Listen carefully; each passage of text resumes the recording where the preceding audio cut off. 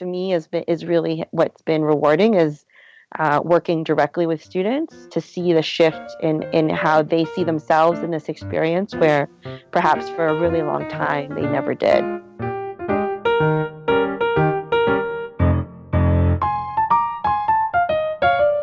Ripple Effects is brought to you by the National Clearinghouse on Disability and Exchange.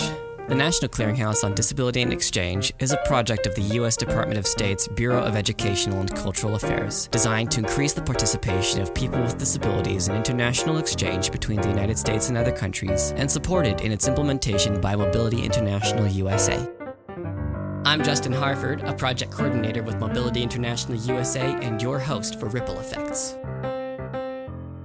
When we think about international exchange, our minds tend to settle on institutions and organizations that directly provide programs overseas. However, there are other kinds of organizations in the field which are focused on inclusion and diversity in international exchange. The National Clearinghouse on Disability and Exchange is one of those. But there are others which, like us, work to fill the information gaps so that students from diverse backgrounds can volunteer or study abroad. On this episode, I got to talk with a couple colleagues whose main occupation is increasing the participation of students from diverse backgrounds in international exchange by providing information, resources, and trainings. Okay, and today we're here with Juanita Lilly and Trixie Cordova from Abroad with Disabilities and Diversity Abroad. And today they're here to talk to us a little bit about themselves and kind of what they do in this business that we call international exchange. And I'm really happy to have you guys here today because I think in the world, when we think about international exchange, we're familiar with study abroad organizations and what they do. And I know we talked about third-party providers in a previous episode, but I don't know that many people realize that there are non-governmental organizations out there like Diversity Abroad, like Mobility International, like Abroad with Disabilities, whose sole purpose is to work with those other organizations to include more diverse participants on their programs. And I wonder, so I think what I'd like to do first to give people kind of an idea of what exactly it is that we're talking about, I wonder if we could just open up and with just you guys sharing a little bit about your kind of just introduce yourselves and let us know about what it is that you guys do for a living every day. Yeah, I can start. Yeah. Sure. So hi, everyone. My name is Trixie Cordova, and I am the Associate Director of Student Services at Diversity Abroad. Diversity Abroad is an organization that was founded in 2006. And really the goal and vision of Diversity Abroad is to ensure that students from diverse and underrepresented backgrounds could really have access to and can thrive in the 21st century, global connected world. And so we really want students to get that through global opportunities. So whether that is studying abroad, interning, working overseas, any kind of global opportunity is something that we really find value in. We think it's a really high impact practice, and there are not enough students who have access to that or are familiar with it and take advantage of it, particularly while they're in higher education. But of course, that opportunity exists when you're in high school, even after you graduate. So really, our goal as an org is to see more and more students have access to this experience. Yeah, there's a lot of studies that show that it gives quite an advantage to people who do it in employment and in other areas. Yeah, absolutely. So when we're looking at even the traditional trajectory of who has had access to higher education in the United States, that has evolved, as has who is enrolling in college and graduating with advanced degrees. And so as those trends in the population that we've served in those institutions have become increasingly more diverse, study abroad statistics are not quite catching up to that same representation. And so we really just want to make sure that it's equitable, that the same percentage of diverse and underrepresented students being enrolled in higher education is reflected in who equally has access to study abroad. And if that means having to dispel the myths about how much it costs, who it's for, what kind of majors it makes sense for, why it's important. We do our work through creating resources for students as well as resources for the professionals supporting those students, so that we can start to see some of those numbers start to change. That makes sense. I mean, yeah, and with the advantages that those programs give the people who participate, I mean, it's kind of like college was before. You want to make sure that people are getting access to these opportunities, otherwise inequalities will be exacerbated. Exactly. Mm-hmm. Yeah. Yeah, and I mean, in what you talk about sharing resources, I mean, I think people are always trying to figure out exactly what it is that we do at the Clearinghouse. That's one of the big things is developing resources and connecting with professionals in the field. And I think let's move on here to Juanita. Juanita, why don't you tell us about Abroad with Disabilities? How do you guys, what is your kind of focus? How would you describe your organization? And Juanita, you're also the founder of that, right? So maybe you could also comment a little about kind of what inspired you in that direction. Absolutely. My name is Juanita Lilly, and I am the founder of Abroad with Disabilities, AWD.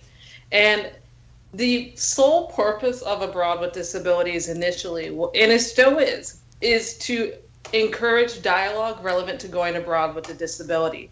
I'm a person who identifies as having a disability, and I went abroad, and it was very challenging to find resources, to find connections, to learn about the different methods and strategies and ways to go abroad with a disability.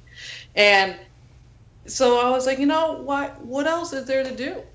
So during my undergraduate career path, I took an independent study course at Grand Valley State University, and I was able to connect with my YUSA.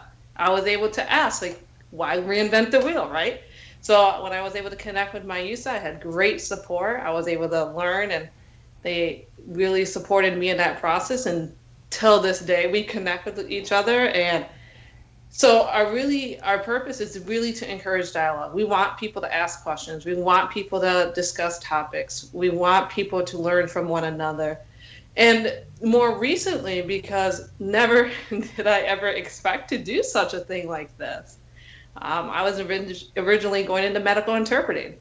So once I found a passion and I found a opportunity to advocate and empower more persons with disabilities to go abroad, that's when I founded Abroad with Disabilities as a Michigan nonprofit. And I would have never been able to do this without the support of my team, without connecting with other professionals in the field of international education.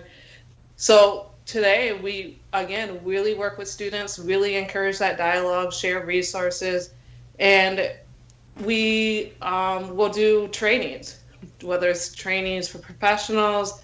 We've done seminars for students, whether it's maybe a seminar for a specific identity within disability, or maybe a seminar for a variety of disabilities or impairments or conditions, whether it's maybe just for high schoolers. Because I agree, Trixie said, going abroad is an opportunity for anyone. We worked with folks as young as middle school. Wow. And just going up all the way to going on that cruise ship, wherever it is, but for senior citizens, or going to volunteer. So I agree with Trixie. It's more than study abroad. And I'm not saying study abroad is not going abroad. It is. I studied abroad. I've gone abroad. I absolutely adored it. Thus, that's why I want to help and support other individuals and professionals to empower more persons with disabilities to go abroad.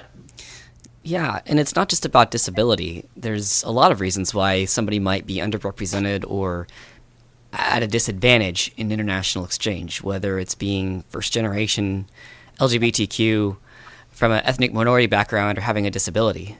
Yeah, absolutely. I absolutely agree about that, looking at other identities, because I'm going to be honest. I've told people in the past, and I tell people every time we're advising folks, it's very important, in my opinion, to embrace your identities, including disability. And when I studied abroad for the first time, it's not the fact that I didn't embrace my identities, it's the fact that I was so focused on my primary disability of blindness. How am I going to be able to navigate? How am I going to be able to get these materials in accessible format? How am I going to be able to communicate in a second language? But as you have mentioned, Justin, it is absolutely looking at those other identities. I'm a person of color. I'm a woman. Mm-hmm. I am a first generation student. And never, ever did I look at that, because there's so many opportunities out there considering those identities. And that's my favorite part of advising, because we oftentimes get people with disabilities to contact Abroad with Disabilities. And we want to go abroad, but the first thing they pop up, which I think is reasonable, I understand, is disability. How are we going to make things accessible? How are we going to accommodate things? I also remind them, and I tell them my story. I think it's great that you're talking about disability, but it's also important to connect with these other organizations, such as Diversity Abroad, such as different MIGs or whatever, or SIGs with NAFSA or Education Abroad, whatever they're doing, because those identities are also part of you, and that you are what's going to make that abroad experience a reality. Yeah, and I wonder too. Those are really great insights, and I think I can totally relate to your story, Juanita, having kind of had the experience of going overseas with a disability and having related to some of those struggles, and I can see how you got into that. And I wonder if Trixie, if you could share with us, with kind of the work that you do, what is your story? How did you discover this field and get interested in the world of increasing diversity in study abroad? Yeah, I'm happy to. I studied abroad as a college student. I went to UC Berkeley, and as you both discussed and perhaps personally also identify with, there are a lot of ways in which I was sort of the kind of underrepresented student that I try to seek out and provide resources for today. So I was a first generation college student. My parents are immigrants from the Philippines. We didn't grow up with a lot of financial resources. And so in many ways on paper, I don't think I fit the trajectory or even the look of who has traditionally accessed global opportunities.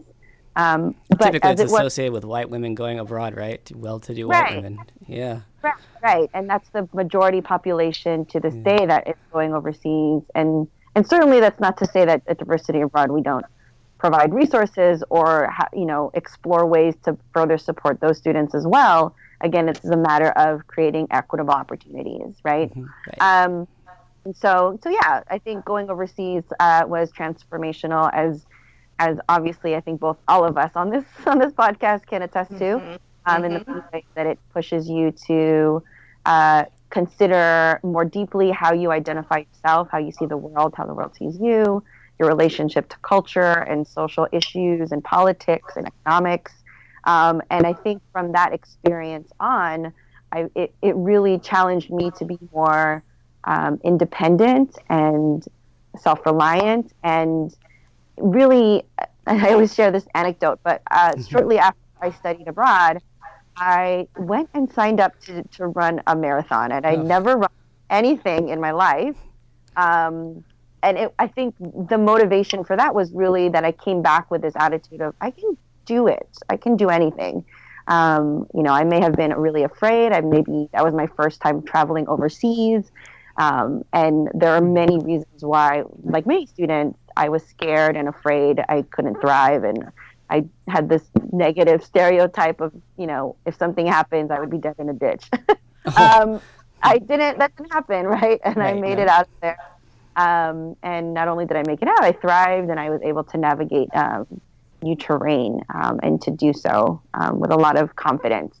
So I would say that experience is really what drove my initial interest. And since then, I've really made it a point to find ways to continue learning overseas and having experiences overseas. So I traveled to Japan shortly after graduating. I taught English over there for about 2 years before I then got my master's degree in this work. And I think those experiences combined, along with my own personal willingness to continue serving other students with whom I self-identify, students who find themselves in the minority, whether that's related to their ethnicity, their gender, their socioeconomic status. A lot of the work that I've personally always been involved with has been focused on how can we create this more equitable learning experience. What do you think the biggest challenge has been for those like the students that you identify with including yourself, if you want to share about that. What do you think the biggest challenge has been for you in the field of study abroad that you are working every day to end or to reduce? Yeah, I think a lot of it, there's a lot of different barriers, and Jonetta Cole, who was a leader in international education out of Spelman College, in 1991, she delivered a speech where she talked about the 4 Fs, and the 4 Fs being some of the overarching barriers for students, particularly from diverse and underrepresented backgrounds. Those 4 Fs being finances, faculty, family, and fear.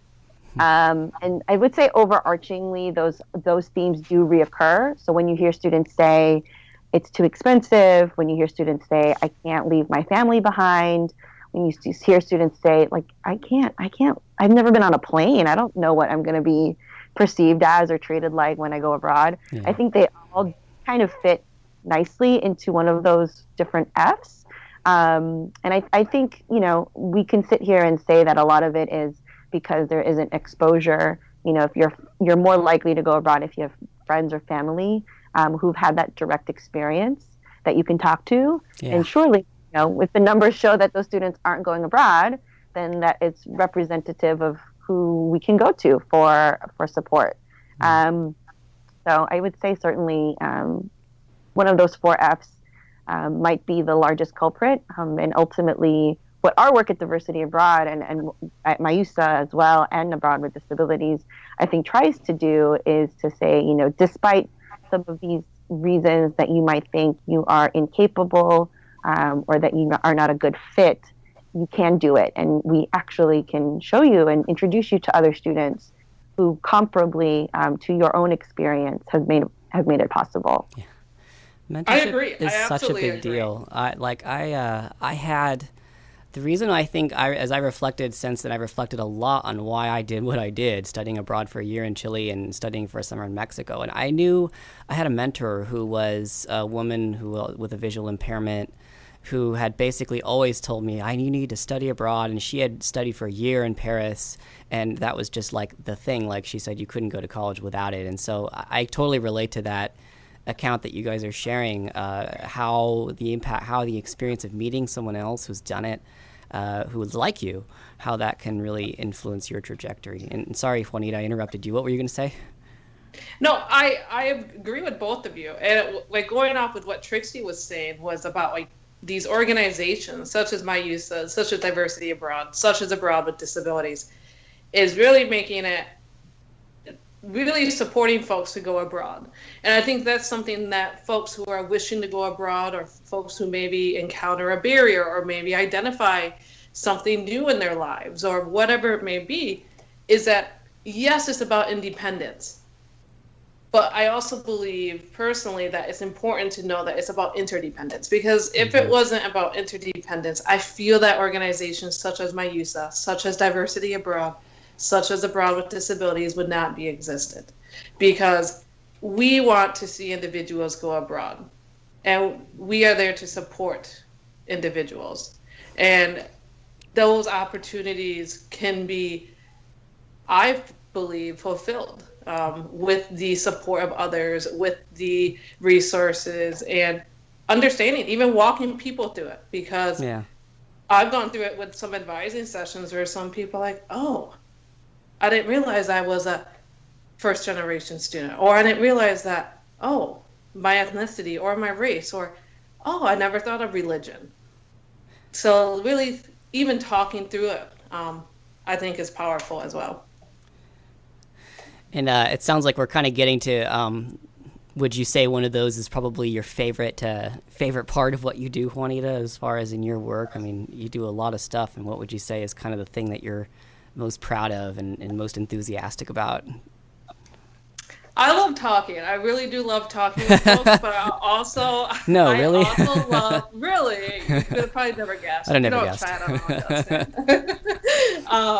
But I would say one of the opportunities is, though it might be frustrating, because as I mentioned, I'm a person with a disability, and my primary disability is blindness, and there's moments where I will even work with professionals in international education, work with graduate students, work with maybe undergraduate students, work with study abroad students, whoever they may be, is supporting them and having them recognize, oh, these are the barriers. And I may have an attitudinal barrier with some folks, but I sincerely believe it's not out of, okay, let's give Juanita a barrier. Let's give Juanita an attitude today. No, I think it's just because people aren't aware. Therefore, what resources are available? Professionals aren't. What can I do? What can you do as an individual to increase access? And those are my favorite opportunities, raising the barrier and talking about what are the different ways. For example, we oftentimes do courses or trainings or talks on universal design and universal design for learning and experiential learning. So basically, what are the different strategies that you as a professional, you as a peer, you as a parent could do to support the needs or accommodate or make things more proactively accessible through the experience? So my favorite things are really talking to students, having them discover themselves, having them believe and show what they can do. Like just working with someone recently, they contacted us. They're like, oh, I don't know if I can go abroad. They went abroad, and now they're going abroad for another 2 years. I'm like, Brett, you're going abroad more than I have now. But really just talking with people and supporting people through the process. And do not get me wrong, there's really a shift of frame of reference.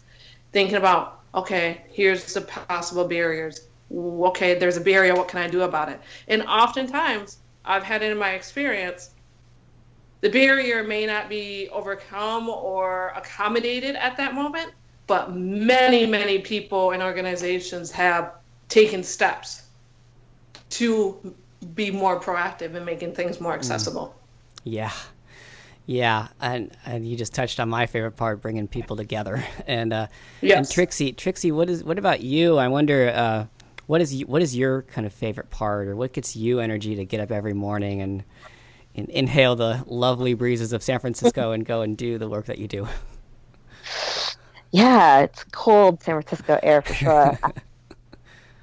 I mean, I think what I really appreciate is, I think when you are in the field of international education, particularly if you've been in the field for some time, you start to develop your own awareness of how much people might be familiar with the field and the industry as a whole.